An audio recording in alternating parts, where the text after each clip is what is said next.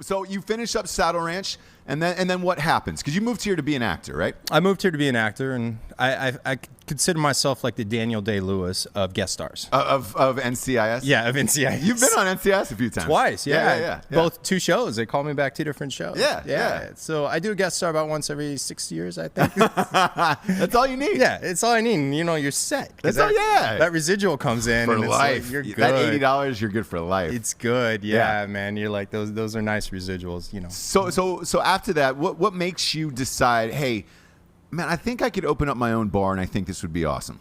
I was always working for people, and I always kind of thought they were idiots. Yeah. Larry Saddle Ranch had a great philosophy, but I always kind of felt like I kind of knew more than what was going on. So I opened up Saddle Ranch, or then I went to the nightclubs. I opened up a bunch of nightclubs like Ladue, Element, bunch of Oh, really? Yeah, big clubs. Shit, out in LA. dude, Ladue back in the day was the jam. I had some fun times. I didn't open up a Ladue, but I was over there with Element, which was right next to it, and we all knew the same owners. Yeah, because they were connected. Yeah, they were connected. So just and Goa. So being involved in all that, and honestly, it was. Acting was going however well it was going. Yeah. And the 2000s were getting closer to the 2010s. And you're like, all right, I gotta start. I always kind of set myself a little benchmark. And then the writer's strike happened about 8 years ago. So I kind of was in the point at that time looking for something else. And I'd saved, it's funny because bartending in LA, as long as nobody at the IRS is listening, it's like you make a shit ton of money. Shit ton of cash. Shit ton of cash, especially in the good days. I remember you were rolling in the deep, and it was just like, and it was crazy. It's almost like it wasn't even real. Because I remember in the nightclub days, I remember if we would walk out with $700, we'd be like, it's okay. Yeah. I told people all the time. One of the best jobs I ever had was I was a bouncer in college, and it was like, dude, shit ton of cash, and it was like people don't understand. Like I knew you don't report it. I knew people making $150,000 a year just. Yeah. Stupid money. So did you take that money then and open up your own bar? Did you save it? I saved a good portion of it, yeah. And I went around, and I'd been living in the Valley since day one. Sure. And Studio City, and I kind of got basically. We were always driving over to Hollywood, so I was like, why is there never anywhere in Studio City? Yeah. That was my problem too, because Sunset is a DUI trap and a ton of cops and all that stuff, and it's like it was a blast. But and it was hard to get a cab at the time. Yes, it's not like and there Uber. wasn't there was no Ubers or anything, so you couldn't get cabs. So it was always a risk. Yeah, exactly. And I was like, fuck, why is there no cool sports bars? And then boom, the draft pops up. Yeah, that was it, 2008, and right after we signed the paper on it, it was. The market crashed. It's literally, I was like, oh, this is smart. Yeah. It's the only one of the worst economic things we have in the last however long. But it worked out. We opened it up. As far as financing it goes, I kind of took a page out of Kevin Smith's playbook, and I had some money, and I had a lot of credit cards. Right. And I kind of just budgeted. And that's what you got to do, though. That's what it is. Well, funny enough, right after I signed the paperwork from the old owner because I kind of agreed to, I'll pay this much, and then, we'll sort it out over time. Literally after I signed it, a location scout walked in, and he wanted to shoot a porn here. Are you serious? I swear to God. He wanted to shoot a porn in this bar? And we were like, he's like, it's kind of simulated sex. I'm like, wait, what the fuck are you shooting here?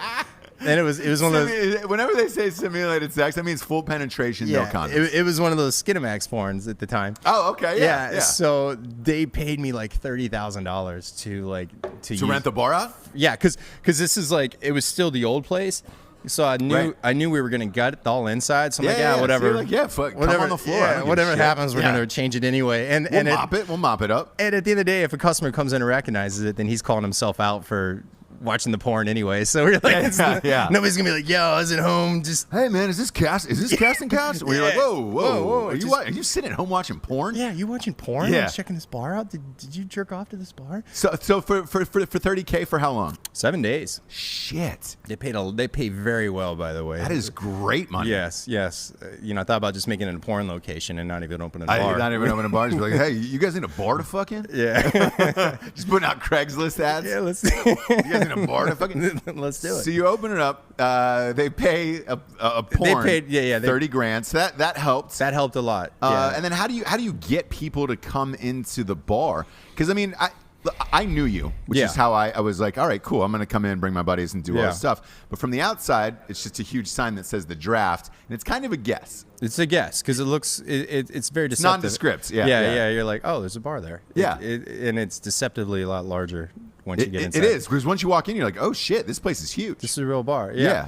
Back then when we opened it, I saw a need for it there, and during the whole time we were doing construction, we did a lot of advertising and basically signs, flyers, things like that. Which 8 years ago, it's a whole different ballgame now. The way you can promote online with social media. Yeah, the social media. Social media is everything now. Yeah, you can generate such a buzz. Which my other restaurant actually came to backfire on us because we did the whole social media approach, and it fucking destroyed us the first day. Like we opened, like thousands of people rolled in, and that's what you want, but nobody's ever prepared for it. No, nobody ever prepared for it. I remember my chef was like crying at the end of the day because he was like, wanted to quit. Yeah, he's got the belt around his neck. Literally, I was just ready to shut the door. It's like, just stop coming, people. Just please stop coming. So we opened at an interesting time because basically it was economically it was a horrible time. But people don't lose their vices, so people still drink and come out. Oh yeah.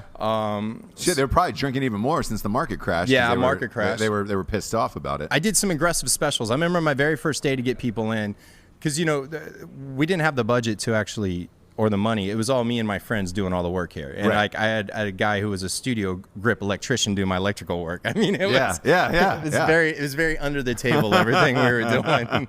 I mean, it couldn't be more of a mom and pop sort of thing. But basically, we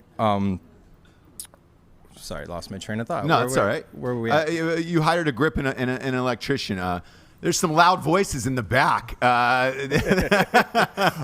the promotion. So back to it. So I remember we sat there, and our very first day, I put these signs out, and I was telling everybody, because we opened up opening day like kind of third week in the NFL season. Yeah. So we're like, and that morning we were promoting it that like $5 pitchers. Sure. So I was just trying to get anybody to come through the door. And I remember like I stayed up all night. We were still hanging these TVs. I was literally plugging these TVs in at like 9 a.m. And I was just like, went home and I sat there, and it was just my staff, and like nobody was there, and literally I had no money left. I couldn't even afford like a Snickers on the way home. Like my credit cards were all maxed out. I was just broke. Did you think it was gonna fail? Like, did you think the bar was gonna fail? Yeah, I mean, I had a backup plan just to flee to Mexico. Like that was kind of because they're a risk, and I was like, at the time, I just started dating my wife, so I didn't have a whole lot of, people counting on me, so I was like, whatever. If it sucks, I'll just flee. That's it. Do what everybody else is doing right now. Yeah. So I literally went home, and I think like I cried a little bit and shut my phone off, and I fell asleep because I'd just been exhausted from like trying to do this 2-month open, and then when I woke up probably around noon, I just see like all these missed calls from my manager, and like, where the fuck are you? What's going on? And I drive over here, and the place is just packed. And I look around, and I'm like, oh my God, it's packed. And I look around, everybody's just drinking $5 pitchers. I was like, fuck. So I like yelled, I'm like, dude, why didn't you stop the special? Yeah. Because you never told me when to stop it. So literally we were packed, and we were probably not making that much money because we were just giving away huge pitchers. Sure, but on the flip side, everybody probably knew who you were then at that point. We became known. And then the Lakers had their run.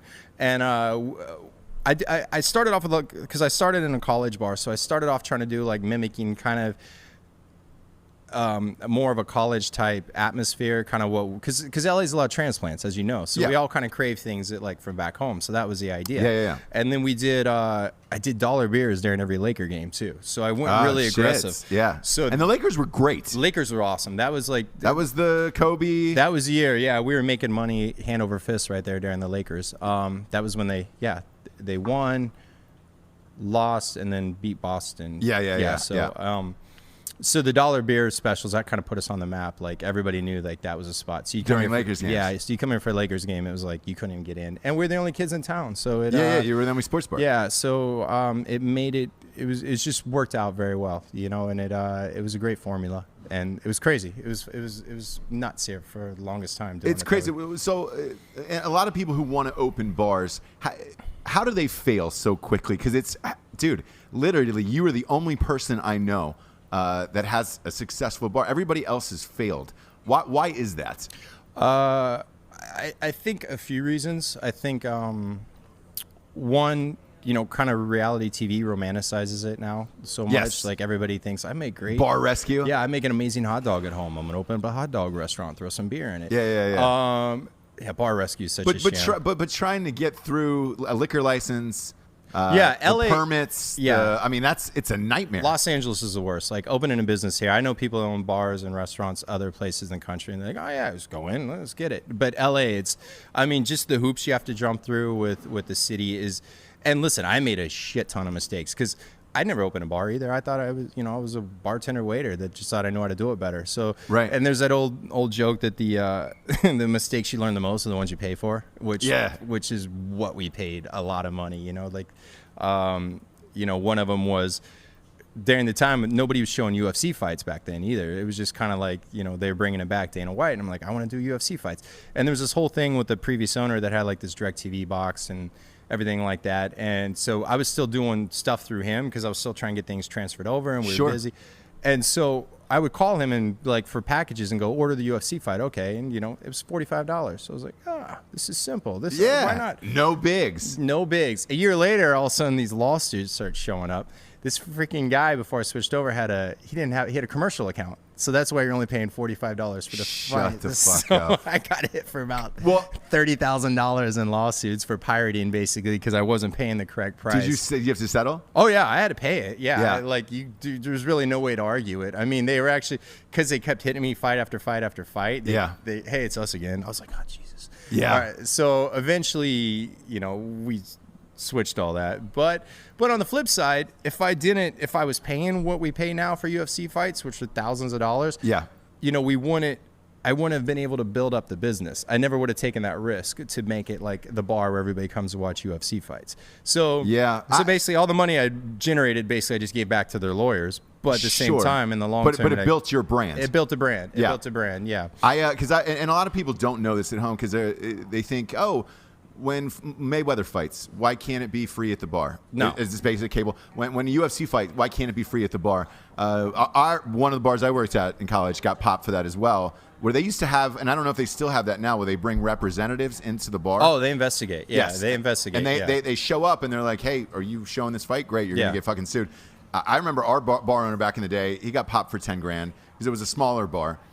It's based on like seating and space. Seating and like I remember the Mayweather Pacquiao fight. They were charging us based on your seating. They were charging you $35 a head. So whatever your fire occupancy was, they were charging you $35 per that. Yeah.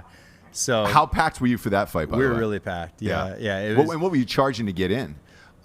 We started at 25, but then we minimum all the tables, so people actually had to pay to sit down. Smart, And then when the fight started, we were up to $50, and the fight was horrible too. I almost felt bad. The worst. That was the worst fight I've ever seen. Yeah. So when I ordered it at home, and it was $100 on pay-per-view. Yeah. And I was pissed off that I paid I was like, fuck.